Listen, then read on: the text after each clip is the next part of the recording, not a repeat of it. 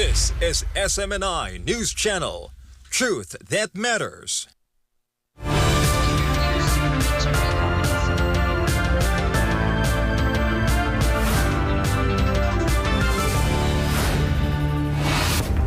In the headlines, Bongbong Marcos Jr. trust rating continues to plummet according to the latest Pulse Asia survey. On the other hand, Vice President Sara Duterte remains the most trusted public official in the country. What is the reason behind the decline and stability of the rating of the two officials? We'll delve into that later. Meanwhile, Vice President Sara Duterte clarifies her designated survivor remarks after announcing that she will not attend the upcoming State of the Nation address of Marcos Jr. According to Vice President Sara, her words are neither joke nor a threat. In other news, now that the justice served a friend Castro has been found guilty of child abuse, a political analyst believes that actions of House Speaker Martin Romualdez should be watched closely. There are also public calls for Castro's removal from the House of Representatives. For our top global stories, Japan unveils its new satellite system designed to help Pacific Island nations cope with natural disaster. And the internal war in Sudan is bringing the country to the brink of famine. Food insecurity is plaguing the entire nation, reaching its worst level ever according to the Sudan's history.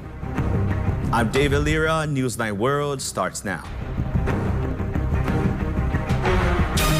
First in the news, President Bongbong Marcos Jr.'s approval and trust ratings are declining further according to the latest Pulse Asia survey. Here's MJ Madahar with the report. Of the mentioned officials, who do you trust the most and who are the untrustworthy? Pulse Asia released the results of their June 17 to 24th survey, which has more than 2,000 adult respondents nationwide. The survey, released a few days before Bongbong Marcos' third State of the Nation address or SONA, shows that the president's trust ratings have dropped to 52% from 57% in March. Nilagay ka namin dyan, nilagay namin kayo dyan, kailangan baguhin nyo naman yung aming kalakaran sa buhay. Hindi yung lalong nyo kaming napapahirapan dahil hindi nyo tinutugunan.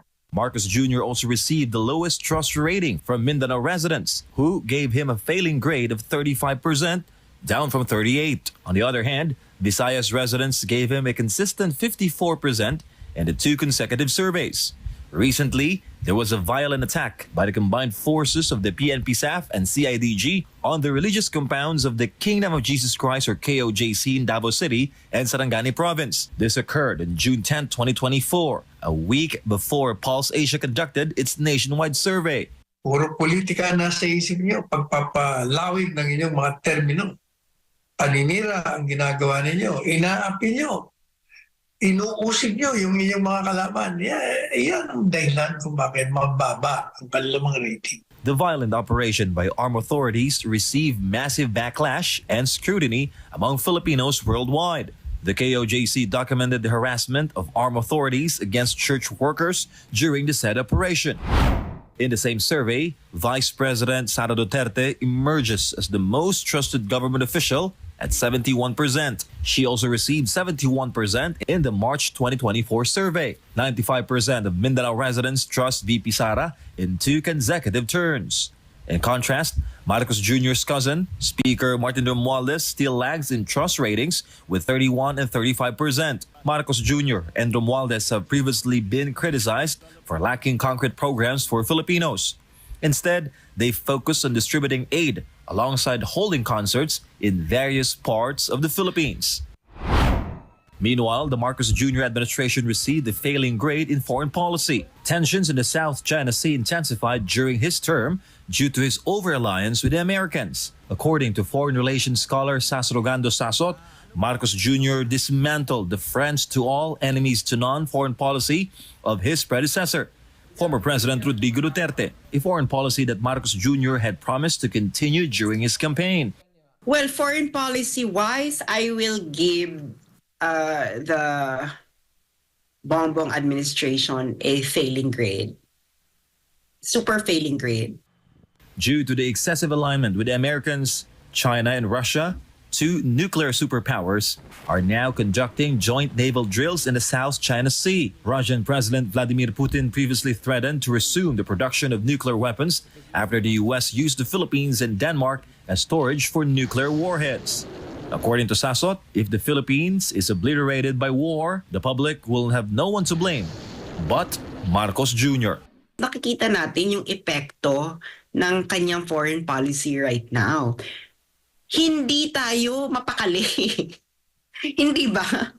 Siya na rin na nagsabi, the Philippines is now in the front lines like in World War II. Sinabi niya yan sa speech niya sa Australia. For Government of Philippines, MJ Mondihap, SMNI News. Not a joke. This is according to Vice President Sara Duterte regarding her early statement of being a designated survivor of the current administration. This decision is related to her choice not to attend the upcoming third State of the Nation address by Bongbong Marcos. Jason Rubrico reports. 2 days before resigning as Secretary of the Department of Education, Vice President Sara Duterte led the national kickoff of National Brigada Eskwela at Carmen National High School in Cebu. Here, Vice President Duterte again granted an interview to the media to address some important issues. The Vice President shared that they will meet briefly with incoming Education Secretary Sani Angara on Thursday and will conduct the official turnover ceremony. Prior to this, Angara had already held turnover meetings with other DepEd officials. Vice President Sara Duterte mentioned that she did not give specific instructions to the new secretary because in her view, he has been in government for a long time. Wala man na kibalo ko si Senator Angara, he's been in government for the longest time, longer than me. So kibalo siya kung unsa ang ato ang kinahanglan, kibalo siya kung unsa atong kinahanglan buhaton to improve the quality of education in our country. Related to the 5 higher-ranking DepEd officials who submitted their resignations, VP Sara said she first told them to stay at DepEd so that the agency's operations would not be affected. Please stay until the new secretary will remove you because otherwise, kung manghawa tanan, mapiangan ang Department of Education. It will be detrimental to the department. So giingnan ako sila, please stay until the new secretary will decide nga tanggalon mo. So di na pa mo manghawa. However, some DepEd officials have already decided to resign from their posts. Ang uban, nag-ingon sila nga dili na gid sila magpadayon sa Department of Education. 2 will proceed to retirement, 1 moved to the office of the Vice President, and then 1 we will discuss kung unsa ang amo ang arrangements, amo ang working arrangements, and then the other 1 wala pa mi nagka-istorya. When asked what she will miss about DepEd, Vice President Sara responded, Mamimiss ko ang camaraderie ng Department of Education dahil yung mga teaching and non-teaching personnel natin, kung saan man ako mapunta, hindi man sa loob ng paaralan, lagi silang pleasant, friendly sa akin. Kung saan man ako sa bansa pumunta, they will always say na kami ay tiga Department of Education and lagi din ako nagpapasalamat sa kanilang serbisyo sa bayan. Pangalawa, yung intent naming lahat na pagsilbihan ng ating kabataan. Lagi ko rin sinasabi sa kanila na nagpapasalamat ako sa kanilang serbisyo sa ating bayan at pagtulong sa ating mga kabataan. Meanwhile, the Vice President addressed the questions of some legislators regarding her statement that she would not attend the third State of the Nation address of President Bongbong Marcos Jr. and appointed herself as the designated survivor. Dili to siya joke. Dili po to siya bomb threat. I think many missed the point. So, para sa ako, kung wala ka kasabot the first time, I don't think you deserve an explanation. For God and my beloved Philippines, I am Jason Rubrico, SMNI News. Vice President Sara Duterte's decision not to attend Marcos Jr.'s sauna should be respected. According to a political strategist, she also opposed a lawmaker's statement that Vice President Sara lacks maturity following her designated survival remarks. Crisaline Catarong give us the details. Elected officials like Vice President Sara Duterte have the right whether to attend President Bongbong Marcos' State of the Nation address or not. This was stated by political strategist Malu Tiquia in an exclusive interview on DZAR Sunshine Radio. Tiquia emphasized that it is wrong to judge the Vice President and say she has no right to do so, and that if VP Sara chooses not to attend, her decision should be respected. The political strategist also highlighted that this is not the first time in the Philippines that a Vice President has skipped the SONA. Hindi lang naman first time yan eh. Nangyari yan nung panahon ni Vice President Day Laurel. Nung hindi na sila magkaibigan ni President Cory Aquino, minabuti ni Vice Presidente na wag umattend. Hindi siya tinanong. Respeto siya. Dahil alam ng tao kung ano nangyayari. O flashback tayo ngayon, hindi ba alam ng tao kung ano nangyayari ngayon? Hindi ba alam nga naman pumunta siya doon at ngingiti siya at makikipagplastikan siya? Therefore, Tiquia appealed to congressmen allegedly pressuring VP Sara to respect her decision not to attend the SONA. Meanwhile, Tiquia countered the statement of lawmaker Representative J.J. Suarez after he said that VP Sara's statement showed a lack of maturity. The Vice President previously stated that she considered herself as a designated survivor. Iko-correct ko lang, it is not the sign of maturity if you do not attend the SONA. Yung isa kasing kongresistan sinabi na anong klaseng liderato daw yan, hindi daw mature na leader yung ganon. Alam mo nyo, ang basihan ng maturity na sa aksyon na ginagawa sa mga problema ng ating bansa. Wala ho yan sa salita. Tiquia also provided her own perspective on why VP Sara's statement about being a designated survivor caused a stir or had a significant impact on many. Siguro nagulat sila. Yung designated survivor, pwedeng ilang interpretasyon yan. Pwedeng Tama. joke, diba? Second, it could be a sarcasm from her part. Third, she wanted just to say, talaga namang survivor siya ng 2 taon. Designated siya dahil 32 million ang bumoto sa kanya. So anong mali doon? Meanwhile, according to Presidential Communications Office Secretary Cheloy Garafil, Marcos Jr. is currently focused on finalizing his upcoming SONA on Monday, July 22 of this year. For God and for my beloved Philippines, this has been Crisaline Catarong, SMNI News. A former presidential consultant warned Bongbong Marcos Jr. against removing the generals who allegedly walk out during a command conference. Let's find out more about this with Almar Forsuelo.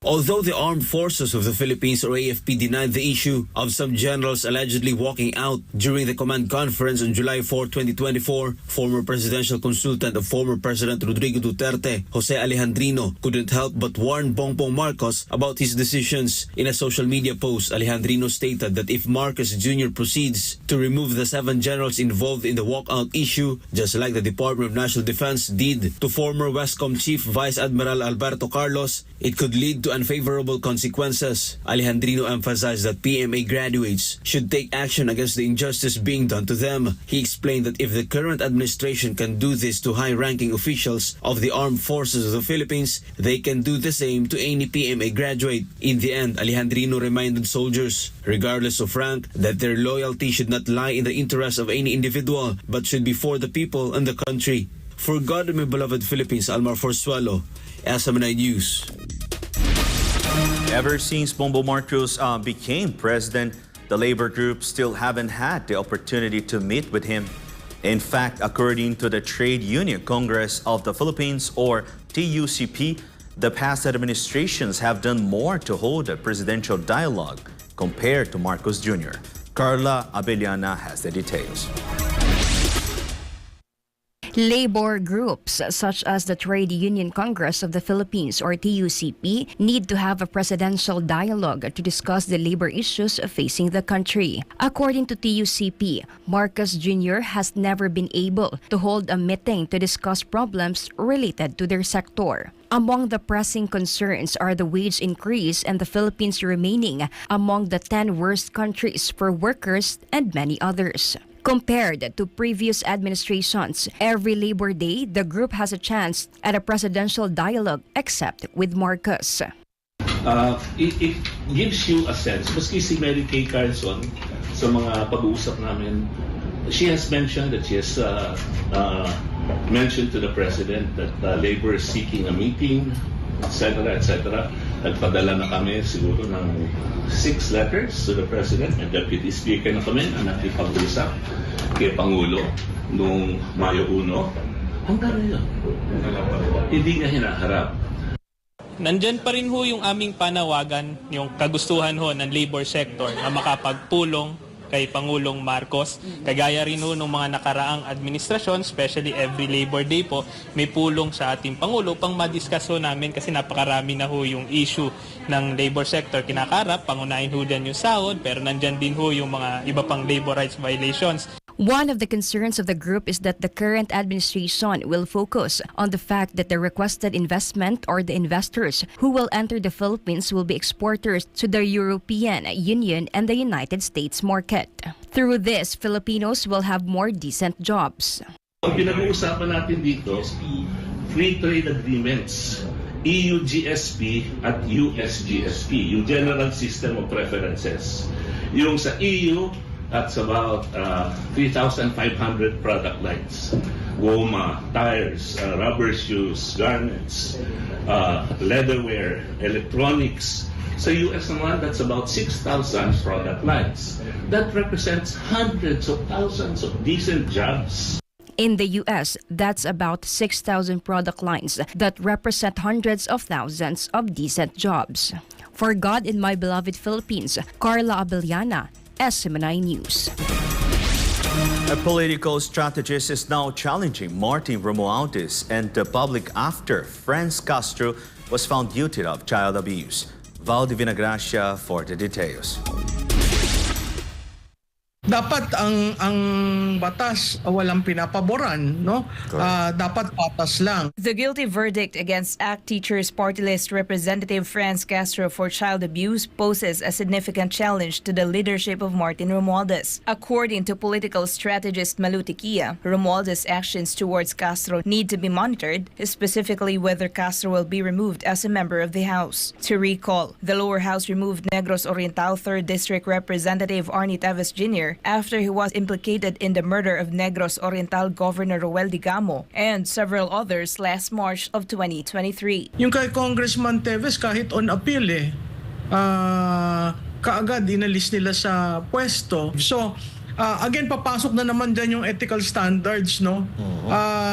Mukhang itong administrasyon na ito sineset aside hindi lang ethical standards pati ang accountability at transparency. So magiging test yan sa liderato ng House of Representatives kung aalsin si Congresswoman what's her name? Castro. Tiquia added that Castro played a significant role in last year's budget deliberations, questioning the requested budget of the Office of the Vice President and the Department of Education for this year. Because of this, there is a high possibility that Romualdez will not remove Castro from her position. Thus, Tiquia calls on the public to challenge Castro to leave the House voluntarily. Dapat hamon ng taong bayan yan. Magkaroon ka ng ethical moorings, no? Yung standard by which you will be judged.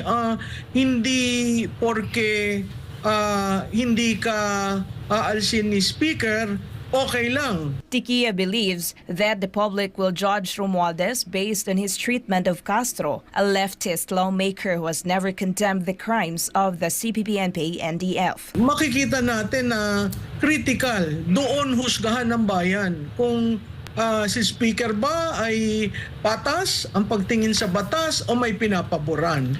This will be the test. At pag hindi siya naging patas, let us call them out. Alam mo, kalakasan ng bayan ng bawat Pilipino. Parating natin sa kanila yung sentimento natin dahil hindi naman pwede na porke kaalyado ka, protektado ka. For God and my beloved country, the Philippines, this is Valdivina Gracia, SMNA News. The Kingdom of Jesus Christ believes that the President Bongbong Marcos' true colors have surfaced after angrily criticizing the KOJC for questioning the 10 million pesos bounty issued by the government against Pastor Apollo C. Quiboloy. The KOJC had previously pointed out that it was illegal for the DILG to accept donations to be used as reward money. MJ Madahar reports. Bakit hindi? Ba't hindi government? Bakit hindi? They want to help us bring a fugitive to justice. You know, he is a fugitive. He is hiding from the law.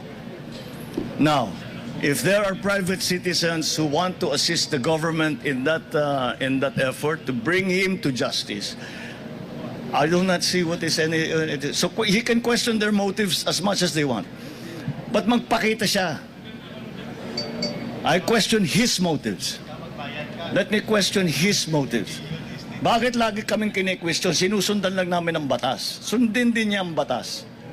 This was the angry statement of Marcos Jr. to KOJC after the religious group questioned the release of a 10 million bounty by the DILG for Pastor Apollo C. Quiboloy and a 1 million bounty for other accused individuals. The KOJC Legal Counsel pointed out that Benhor Abalos' move to accept donations from private individuals to be used as reward money is wrong and illegal, as it is a matter of public trust. If we base it on Marcos Jr.'s statement, it seems like he is condoning Abalos' wrong actions, especially since they do not want to disclose the private sources of the reward money. Hindi naman po kami nagsasabing wag magbigay ng bounty. Practice po talaga yan. Nagtatanong po kami, sino po ba yan? Kasi ayaw i-disclose. Sabi nyo, why not? Ngunit, entitled po. The public has a right to know kasi nasa saligang batas po natin, the right of the people to information on matters of public concern shall be recognized. That includes access to information on all decisions and transactions of government. Decision. Bakit nagdesisyon ang Secretary of the Interior at sanction nyo pa? Konsentido nyo pa na tumanggap ng pribadong pera. Hindi po ba merong intelligence fund ang gobyerno para magbigay ng pabuya? Nasaan? Anong nangyari doon sa intelligence fund? KOJC Executive Secretary Sister Nori Cardona believes that Marcos Jr. has revealed his true colors. According to Cardona, the president was caught by his own words, revealing that he is the mastermind behind the joint attack by the PNP, CIDG, and PNP staff on KOJC religious compounds in Davao City and Sarangani Province last June 10. It can be recalled the heavily armed authorities did not present a search warrant, and they even harmed women, children, and indigenous members who had no knowledge of Pastor Polo's whereabouts. When you finally broke your silence, your true colors came out. That you are truly hell-bent to get our beloved pastor at all cost. You gave yourself away. Iniisip namin, sino ba nag-utos sa mga nangyari dito sa KOJC? Saan ba galing tong order na to? Well, naniniwala ako sa sinasabi na a fish is caught by its mouth. Nahuhuling isda sa kanyang bibig. Meaning, sa mga sinabi mo, yun na nga, you were caught off-handed. Kung kinain mo yung bait, yung pain, nahuli yung isda, at nung tinaas yung rod, ayan, alam na namin kung sino ang nag-utos. Alam namin kung saan ang galing. So, wala nang tanong pa. Tatanong pa. May andun na lahat ng mga legal na sinabi na ng ating mga legal experts. So ito yung nangyari dito sa KOJC. So magtatanong ka ng motibo, hindi na natin pag-usapan yan. Dahil alam naman talaga ng buong mundo yung motibo mo. Na-explain na lahat. It is blaring. It's so clear as the noonday sun. Kaya huwag kayo magmaang-maangan, huwag kayo magtago. So ikaw lang din ang nag-expose sa sarili mo, President Bongbong Marcos, sa lahat ng managaganap dito, hindi lang sa KOJC, pero ang nangyayari dito sa bansang Pilipinas. Ikaw yung mastermind. SMNI anchor Ka-Eric and Jay Sonsa said that as an elected official, the president should not take criticism negatively because it is the people who put him in his position. Celis also stated that Marcos Jr.'s comment about following the law is very unpresidential, especially for someone like him who still hasn't paid taxes to the government. Ang gobyerno ay dapat lamang tinatanong ng mga mamamayan. Kung ayaw mong tanungin ka, Mr. President, umalis ka sa pagkapangulo at bumalik sa private life. Ang gobyerno ay may tungkulin at may pananagutan sa mamamayan. Mga katanungan na valid at legitimate, mga issues na dapat niyang tugunan mula sa mamamayan. Ang gobyerno ay dapat sumagot ng maayos at hindi siya pwedeng maging pikon. Sinabi niya ni Pangulong Marcos Jr., mga kababayan, ano daw ang motibo ni Pastor Kibuloy na mga nagko-question kung bakit kino-question ang pagpatong ng 10 milyon at tig-1 milyon kay Pastor Kibuloy at sa mga leaders ng SMNI. Sumusunod lang daw sila sa batas. Dapat sumunod din daw sa batas si Pastor na isang pugante. Very unpresidential po ito. Una sa lahat, Pangulong Marcos Jr., ang hindi po ba ninyo pagbayad ng 203 billion pesos na buwis sa ari-arian ng inyong pamilya na dineklara ng Supreme Court at sinisingil sa iyo ng bayan, pagsunod ba yan sa batas o hindi? Tatanungin ka ngayon ng mamamayan. Paano mo itinatanggi ang isang final and executory decision ng Korte Suprema, pinakabataas na korte? If you are the president, you are highly expected to follow the law by every doctrine of the law sapagkat mandato mo yan bilang Pangulo ng Bansa. Hindi nyo binayaran at hindi mo binabayaran at hindi nyo kinikilala ang 203 billion pesos accrued estate taxes ninyo. So si Pastor Kibuloy ba at ang Kingdom of Jesus Christ ang lumalabag sa batas o ikaw bilang Pangulo ng Bansa? And that is a criminal accountability on the people kasi tantamount yan sa tax evasion at criminal offense yan. Kahapon nung nanonood kami ng television, kasama ko yung ibang kasama kong magbubukid, ang reaction nila, naun sa mga presidente, mura na maglabuang. You know? So, kasi sabi niya, bakit kami? Kanino kami magre-reklamo? Kanino kami magtatanong? Tumakbo-takbo kang presidente, naging presidente ka, tapos tatanungin mo ngayon, bakit ikaw? O diba? Sabi mo, pantay-pantay, dapat ayon sa batas. Kaya, dinadaan lahat sa batas. Pinaliwanag na nitong mga abogado rito, si Attorney Topacio, si Attorney Turion, ano yung mga paglabag sa batas. Ngayon, kung talagang matino kayo dyan sa nanunungkulan, abay, pakita nyo sa taong bayan na kayo'y sumusunod sa batas because right now what we see is you do not follow the very law. Former NTF-ELCAC spokesperson Dr. Lorraine Badoy said that the government does not think about the moral implications of accepting reward money from private individuals. We're all entitled to that protection of the law, and what this president is doing, he is once again, like he's done with NTC, MTRCB, and all institutions, all agencies of the government under him, he has weakened it. Now, what he's doing right now is he is weakening the PNP and our legal processes. No, so ang ibig niya sabihin, i-shortcut natin. No, so paano kung ang isang tao, no, mayaman siya at meron siyang gustong pahanap, pwede niya ibigay yung milyon-milyon. No, so and what else are the moral implications to this? The imbalance. No, so ang isang ordinaryong mamamayan katulad natin, pag pinag-initan ka ng mayaman na may milyon, katulad ng mga kaibigan ni Bongbong Marcos, pwede silang magpatong ng pera sa ulo mo at yun na yun, kailangan mo magtago. For Government of Philippines, I'm Jay Mondehap, SMNI News.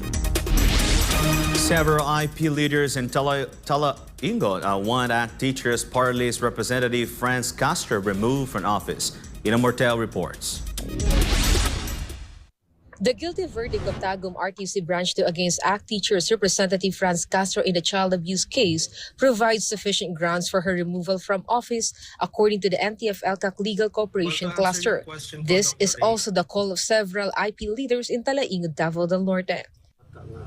According to Dato Andigao Agay, Municipal Indigenous People Mandatory Representative in Talaingod, Davao del Norte, Castro should be removed from office because she brings nothing good to the government.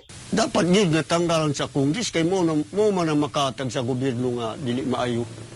Castro was found guilty of child abuse of violating Republic Act 7610 or the Special Protection of Children Against Abuse, Exploitation, and Discrimination Act. Along with Castro, the guilty verdict includes former Bayan Muna Representative Satur Ocampo and 11 other individuals. This is related to the incident in 2018 when their group was caught transporting 40 minors from Talaingod, Davao del Norte.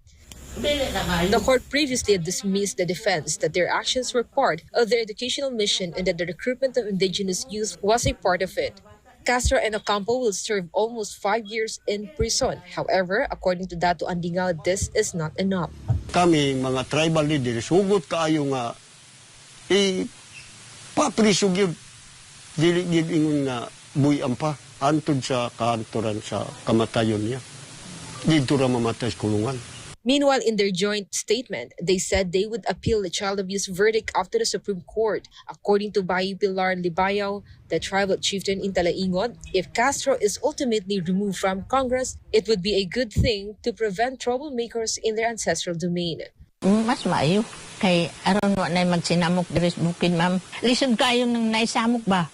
Kay di na makapanginabuhi ang mga tao nako.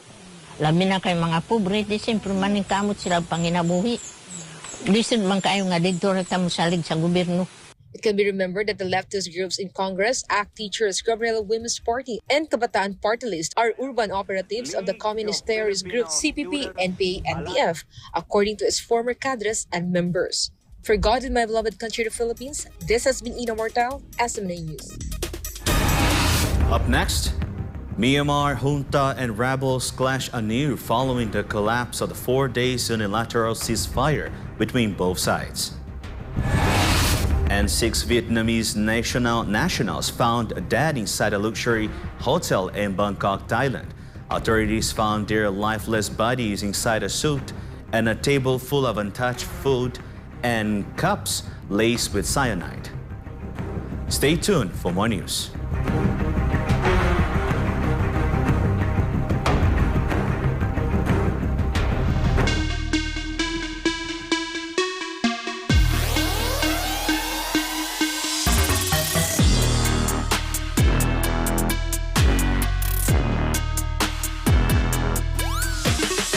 Abangan ng Banateros tuwing Lunes hanggang Huwebes, live dito lang sa SMNI. Yan ang Banateros, walang inuurungan. Pag tama palakpakan, pag mali ay babanatan. Yan ang Banateros.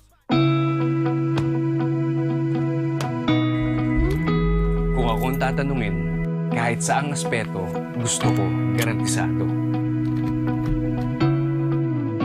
Metikuloso akong tao, kaya gusto ko lahat maayos at sigurado. Lahat quality, yung hindi ako makukompromiso pero sulit ang presyo. Ganyan ang clean fuel. Kaya dito, panatag ang loob ko.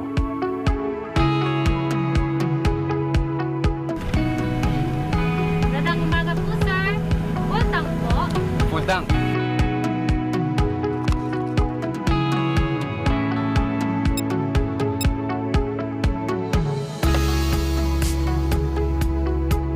Gusto mo ng dekalidad na gasolina pero sulit ang halaga, mag-clean fuel ka.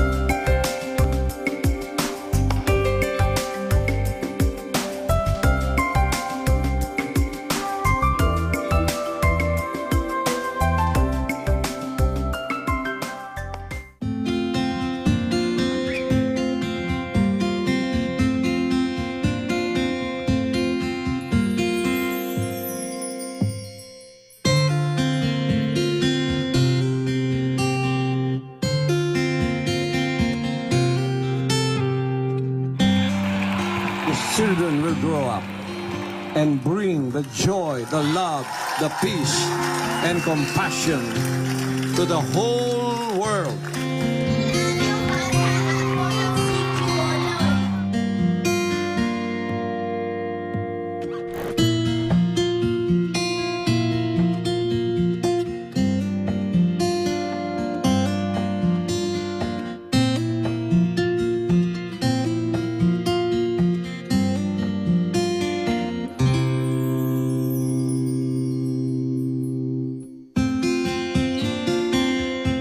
We only have one planet. We only have one Earth. And I hope that this new generation of children that we have reached out will become millions and billions and bring peace on Earth. Bring peace to humanity.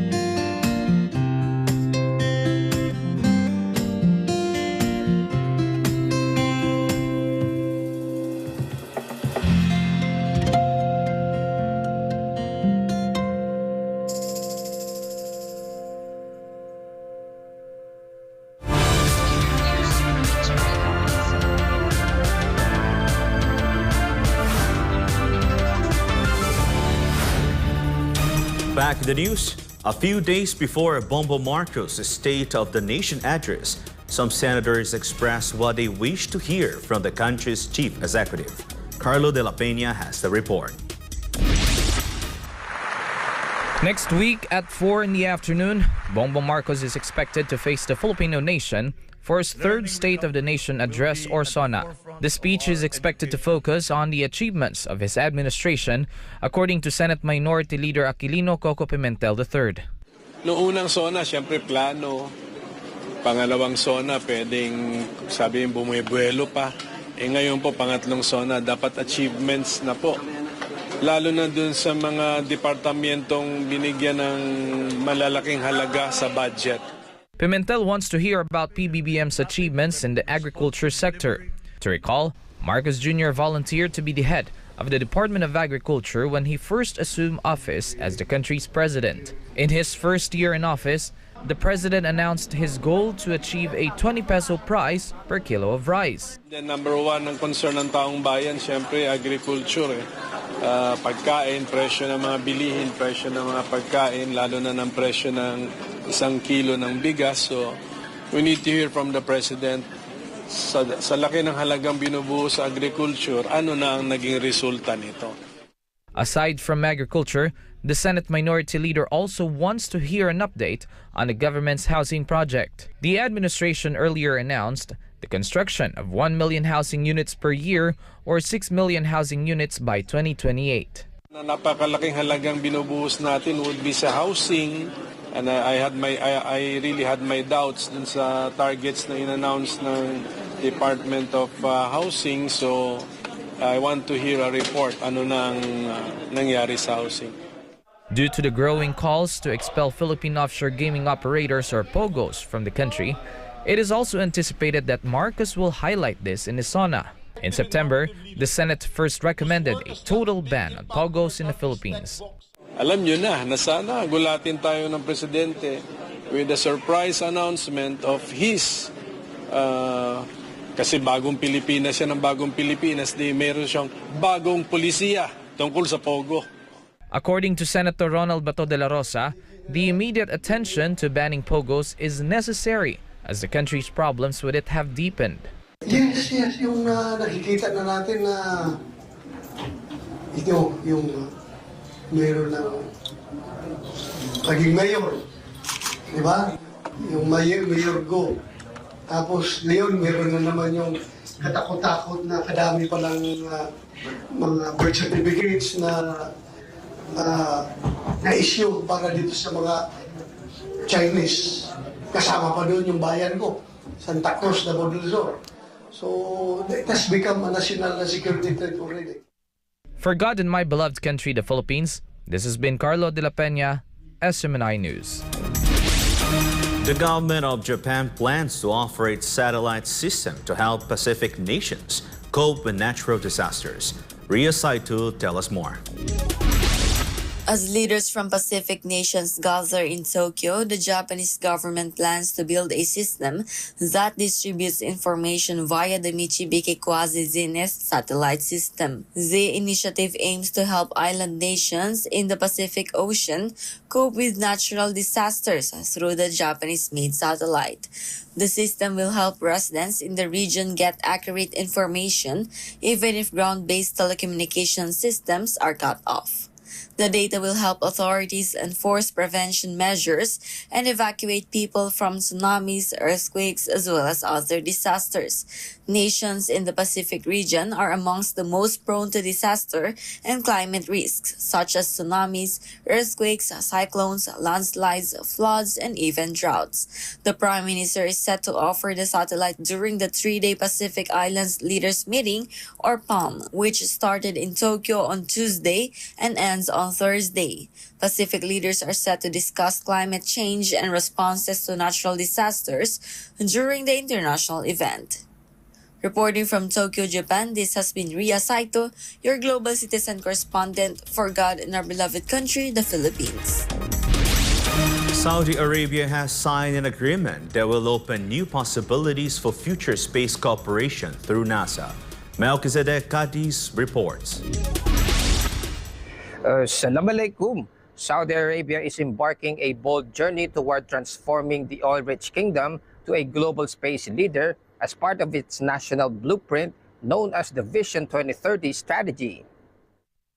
The Gulf nation and the U.S. signed a framework agreement for future partnerships with NASA in areas such as space science, earth science, aeronautics, space operations, education, and exploration. Saudi Space Agency Mohammed bin Saud Al Tamimi signed the deal on behalf of the Kingdom of Saudi Arabia, while NASA Administrator Bill Nelson represented the United States. The signing comes after Nelson visited Saudi Arabia 2 months ago to discuss future partnerships and civil space cooperation with the oil-rich nation. In July 2022, Saudi Arabia signed the Artemis Accords, a multinational agreement with a common vision for safe exploration of the moon in the hope it could offer a wealth of opportunities in the nation's space industry and scientific research sector. Meanwhile, Saudi Prince Sultan bin Salman became the first Muslim, the first Arab, and the first member of the royal family to fly into space during a space shuttle mission arranged by NASA in 1985. 38 years later, Ranaya Barnawi and Ali Al-Karni became the first Saudi astronauts to arrive at the International Space Station, or ISS, in May 2023, with Barnawi hailed as the first Saudi female astronaut to venture into space. The Saudi space sector generated $400 million in 2022 and is expected to reach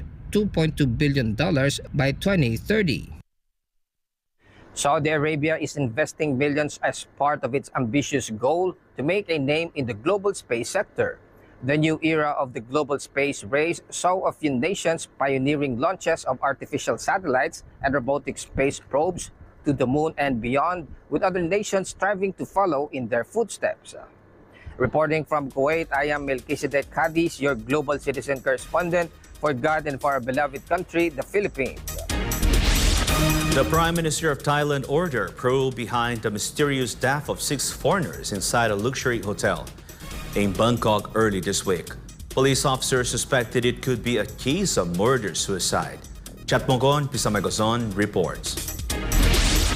Thai police engaged in an intensive investigation after 6 Vietnamese nationals who checked in at a hotel in central Bangkok were found dead in their rooms earlier this week. The 6 foreigners were last seen entering a suite on the 5th floor of the 5-star Grand Hyatt Erawan in the Thai capital earlier this week. 2 of the victims hold American citizenship, while 4 others were Vietnamese nationals. The hotel staff made the gruesome discovery on Tuesday when they entered the suite after the guests missed checkout by more than 24 hours. When police arrived, they found the lifeless bodies of the 3 men and 3 women without signs of struggle. They also found a table full of untouched food and cups laced with white powder, which police later identified as traces of cyanide, one of the world's most lethal poisons that can kill in a few minutes to a few hours when consumed. Police believe one of the 6 guests poisoned the others and killed herself afterward. It was considered a murder-suicide case that stemmed from a dispute over huge debts. The FBI is also involved in the investigation since 2 of the victims hold U.S. citizenship. The Prime Minister ordered a swift investigation to avoid any damage to the country's thriving tourism sector. Reporting from Thailand, I'm Shadmong Kumpisamaikoson, your Global Citizens correspondent for SMN News Channel. The United Arab Emirates joined several countries in the Middle East and North Africa region in expressing serious concerns on the worsening humanitarian and food crisis in Sudan. Grateru Omori reports. A joint statement issued by more than a dozen Arab and African nations, including the UAE, warned of the food insecurity in Sudan, which reached its worst levels not witnessed in the country's history. The struggle for control and power between the Sudanese armed forces and the paramilitary Rapid Support Forces erupted into a civil war that started on April 15, 2023. 15 months later, the violent clashes and fighting led to 14,000 people getting killed and 33,000 others injured. The war also created the world's largest displacement crisis, with more than 11 million people forced to flee their homes and 25.6 million others without access to sufficient food or to meet their basic needs. Meanwhile, more than a dozen countries from the Middle East and North Africa or MENA region warned about the continuing crisis and risk of famine in Sudan. The report, titled Integrated Food Security Phase Classification, expressed serious concern for the safety and well-being of civilians, including several thousand children suffering severe malnutrition. Among the Arab and African nations that took part in the joint statement were the UAE, Jordan, Morocco, Mauritania, Chad, Seychelles, Kenya, Sierra Leone, Uganda, Mozambique, and Nigeria, among others. The warring parties have sent their respective delegates to represent them in the recent ceasefire talks in Geneva, Switzerland, as mediators undergo fragile negotiations to end the deadly conflict. The World Health Organization also warned that about 800,000 people remained trapped in the Sudanese city of El Fasher in the North Darfur region as fighting entered its 15th month. Reporting from Dubai, I'm Grateru Omori, your Global Citizen correspondent for SMNA News Channel. The race between Swedish and American defense companies tightened after the Thai Air Force recommended to purchase Sweden fighter jet over the F-16 warplanes. While Divina Gracia tell us more. The Royal Thai Air Force selected the JAS-39 Gripen E as its new military weapon rather than the U.S.-made F-16 Block 70s. Manufactured by Swedish aerospace and defense company Saab, Gripen was hailed as one of the most capable and cost-effective fighter aircraft in the market. The multi-role fighter aircraft specializes in air superiority and ground attack operations. Additionally, Gripen jets offer low maintenance costs and the ability to operate from unprepared runways and even civilian highways as compared to the F-16. Sweden's edge in the competition urged the U.S. government to sweeten the deal in a bid to change Thailand's mind. Its strategy includes offering Thailand engaging financing terms to acquire the F-16 fighter jets manufactured by American defense company Lockheed Martin. The F-16 Block 70 is considered a fully modern fighter jet equipped with state-of-the-art avionics designed to complete several missions including air-to-air fighting, ground attack, and electronic warfare. The U.S.-made military aircraft is the latest version of the F-16 Fighting Falcon, to which Lockheed Martin hails as the world's most capable fourth-generation multi-role fighter. The USA offered the model in rental form, but the operation's interest rates discouraged Thailand from choosing it over Gripen. Among the offers made by the U.S. government to the Royal Thai Air Force include cutting the loan interest rate from 5% to 3.5%, extending the repayment period, and initiating an offset program such as a research and development center if Thailand will choose the F-16. The defense minister of Thailand is set to visit the USA soon, where more discussions about the F-16 will take place. The United States prides itself as the leading military power worldwide, wherein America's war profiteering companies have pocketed billions of dollars by selling weapons for decades and are among the nations to have faced scrutiny for capitalizing on conflict.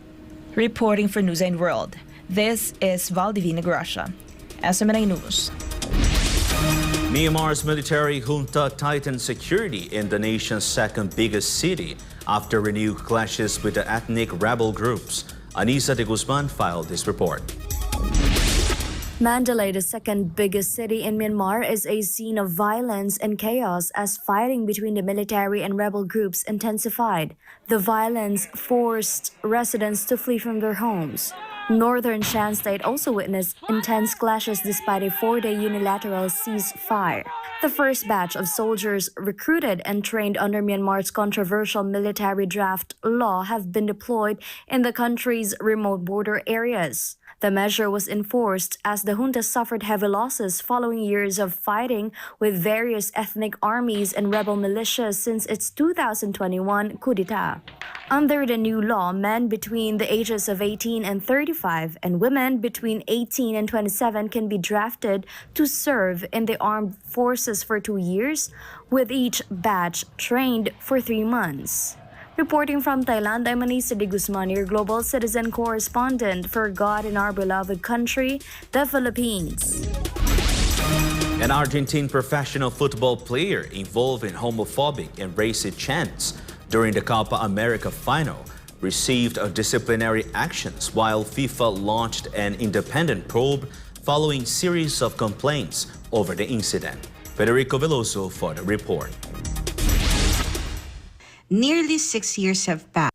England's Premier League club Chelsea enforced disciplinary action towards its midfielder Enzo Fernandez, who was involved in racist chants along with other Argentinian players. A video of Fernandez and other Argentinian players making chants about French players with African heritage after the Copa America final was described as racist and discriminatory. The players made the racist chants after Argentina beat Colombia 1-0 on Sunday. It was the same song made by some Argentina fans during the 2022 World Cup final when Argentina beat France. FIFA condemned the racist slur and opened an investigation following a complaint from the French Football Federation. Chelsea also responded by instigating an internal disciplinary procedure against Fernandez. The midfielder shared a lengthy post on his social media account to apologize for his actions. He maintained his stance against discrimination, but admitted he made a mistake after he got caught up in the euphoria during the national team celebrations. One of his Chelsea teammates has already condemned the post. This has been Federico Veloso, your global citizen correspondent for SMNA News. A court has ruled Sator Ocampo and Franz Castro guilty of child abuse before the indigenous community of Talaingo, Davao del Norte. Justice will be active against the communist terrorism group CPP-NPA-NDF once Ocampo and Castro are in prison. Hannah Jen Sancho for the details. Nearly 6 years have passed since authorities caught former Bayan Muni Representative Sator Ocampo and ACT Teachers Party's Representative Franz Castro transporting minor indigenous people from Salubungan School in Talaingo, Davao del Norte to Maco, Davao Oriental. While tribal leaders consider this a win, they believe that total victory will not be certain until the accused pay for their crimes against the indigenous people. Talaingod Tribal Chieftain Pilar Libaya recalled the events of November 28, 2018, which led to the conviction of Saturo Campo, Franz Castro, and other accused for child abuse under Republic Act 7610, or the Special Protection of Children Against Abuse, Exploitation, and Discrimination Act. Makita man ninyo sa video, ma'am, kay nagalis mi kang Saturo Campo da sa police station. Silang duha. Akong giingnan nga nung panguan man mo akong mga tao. Ibaw ka ng akong mga tao nagdala siyang pari, dala siyang pastor, subidas bukid. Yung kung sa may tuloy ninyo bukid. The communist terrorist group CPP, NPA, NDF penetrated the indigenous people's community in Talaingod by establishing the Salugpungan School due to the lack of educational facilities in their area. The tribal chieftain pointed out that due to the lack of education among the indigenous youth and their parents, they were duped by Ocampo and Castro's group to go with them. The plan was to take the indigenous children from Talaingod to Haran in Cebu. But what was the real motive?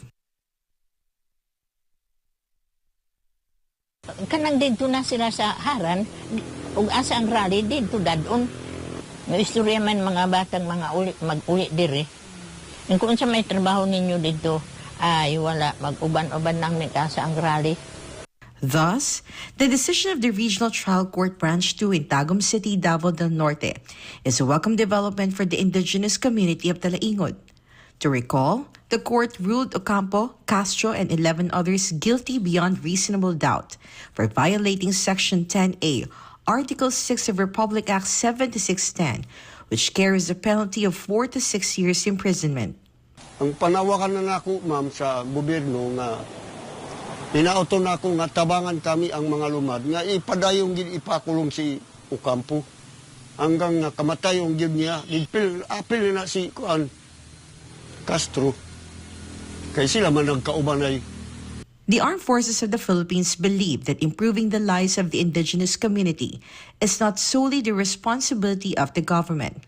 Thus, they are open to cooperation with private sectors. As much as possible, gusto sana nating matupad yung mga pangako natin sa mga kapatid natin na bumaba. And hindi pa natin na-deliver lahat. Yung ating mga pangako is mga school buildings, farm-to-market roads, electrification projects, rural water system, clinics sa mga looban. And that is why we are asking for help. Hindi lamang sa ating mga government officials, mga private sector na baka meron silang maitulong. The indigenous community in Talaingod wants nothing more than to improve their lives and provide proper education for their future generations. Each of them hopes to see teachers, doctors, engineers, lawyers, and other professionals emerging from their community. They vow to strive not to be deceived again by the communist terrorist groups who only aim to keep them ignorant and use them for their propaganda. For God and my beloved country, the Philippines, this has been Hannah Jane Sancho, SMNI News. And before we end, may you be inspired with the words of the Sun.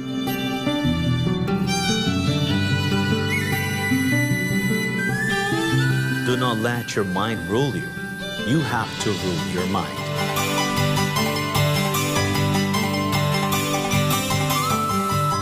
And that's all for this edition. For more updates, you may visit smninewschannel.com or follow us on our official social media accounts of Rumble, YouTube, Facebook, and Twitter. For God and Country, I'm Deivid Lira, and this is Newsline World.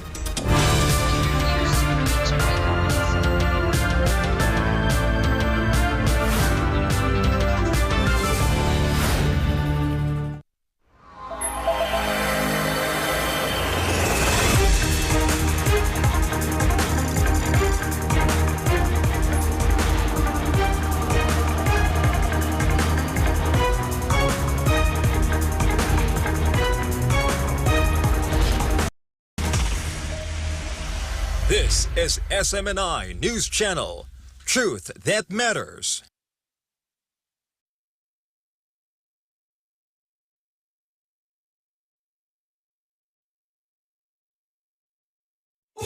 Subscribe to SMNI News Channel and turn on the notification bell to keep you up to date. Also visit our official social media accounts and join our community on Viber and Telegram.